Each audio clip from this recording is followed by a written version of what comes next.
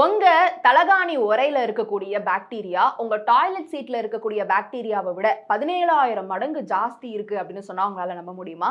அது உண்மைதான். அதை பத்தின ஒரு ரிசர்ச்சை பத்தி தான் இந்த வீடியோல நீங்க டீடைல்டா பார்க்க போறீங்க.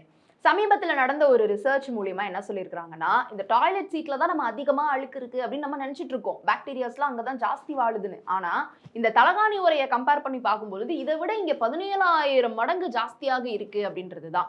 சோ இந்த மாதிரியான அழுக்குலயே நம்ம திரும்ப திரும்ப போய் தூங்கும் பொழுது நம்ம ஃபேஸ்ல ஆக்னி வரும் அண்ட் ரெஸ்பிரேட்டரி சம்பந்தப்பட்ட ப்ராப்ளம்ஸ் வரும்.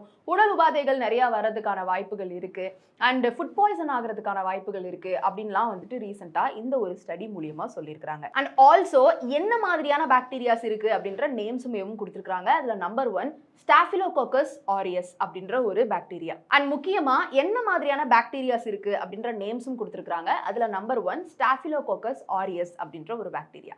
இது வந்து ஃபுட் பாய்சனிங் பண்ணும், ரெஸ்பிரேட்டரி சம்பந்தப்பட்ட ப்ராப்ளம்ஸ், ஆக்னி இது எல்லாத்தையுமே வந்துட்டு காஸ் பண்ணுது. இரண்டாவதா ஈகோலை. இந்த ஈகோலைன்ற பாக்டீரியா நார்மலா டாய்லெட்ல வந்து நம்மளுக்கு ஃபைன் பண்ணக்கூடிய ஒரு பாக்டீரியா தான். ஆனா அது தலகாணி உறையிலையும் இருக்குதான். இது ரெஸ்பிரேட்டரி சம்பந்தப்பட்ட ப்ராப்ளம், கேஸ்ட்ரோ இன்டெஸ்டைனல் சம்பந்தப்பட்ட ப்ராப்ளம் எல்லாத்தையுமே கொண்டு வருது. அடுத்ததாக அசினோடோபாக்டர் அப்படின்ற ஒரு பாக்டீரியா. இதெல்லாம் வந்து ஹாஸ்பிட்டல்ல இன்ஃபெக்ஷன் சம்பந்தப்பட்ட ஏரியாஸ்ல கண்டுபிடிக்கக்கூடிய பாக்டீரியாஸ் அப்படின்னு சொல்லப்படுது.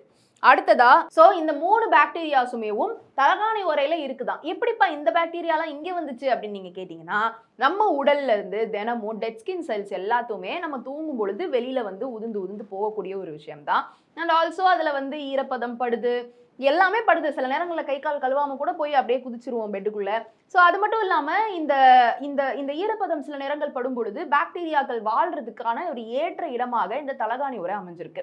அதுல இருக்கக்கூடிய மோல்ஸா இருக்கட்டும், தலகாணி உறை மட்டும் இல்ல, தலகாணியையும் சில நேரம் வந்து கழுவி காய வைக்கணும். இந்த மாதிரியான விஷயங்கள்லாம் இருக்கிற பட்சத்துல தான் இந்த ஒரு இடம் பாக்டீரியா வளர்றதுக்கு நல்ல ஒரு சொகுசான இடமா அமைஞ்சிருது. தலகாணி உறை மட்டும் கிடையாது, பெட்ல இருக்கக்கூடிய பெட் கவர் அண்ட் அதுக்கு மேல நீங்க போட்டிருக்க ப்ரொடெக்டர் இல்ல பெட்டு, இந்த மாதிரி எல்லாத்தையுமே அப்பக்கப்ப வந்து நீங்க கிளீன் பண்ணணும். சரி, தலகாணி உறையை எத்தனை நாளைக்கு ஒரு தடவை கிளீன் பண்ணணும் அப்படின்னு சொல்லியிருக்காங்கன்னா, வாரத்துக்கு ஒரு தடவை இல்ல வாரத்துக்கு 2 தடவை கூட கிளீன் பண்ணிருங்க அப்படின்னு சொல்றாங்க.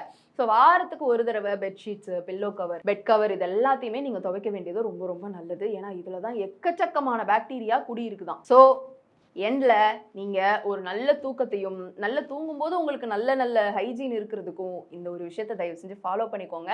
முக்கியமா தலகாணி உறைய துவைக்கும் போது முடிஞ்ச அளவுக்கு சுடுதண்ணில துவைக்க சொல்றாங்க. இல்லை நீங்க டெட்டால்ஸ் பயன்படுத்தலாம். அண்ட் ஆல்சோ அதை காய வைக்கும் பொழுது நல்ல சூரிய வெளிச்சத்துல நல்லா அந்த சூரிய ஒளி படுற அளவுக்கு காய வைக்கணும். அப்பதான் அதுல இருக்கக்கூடியது எல்லாமே செத்தும் போகும்.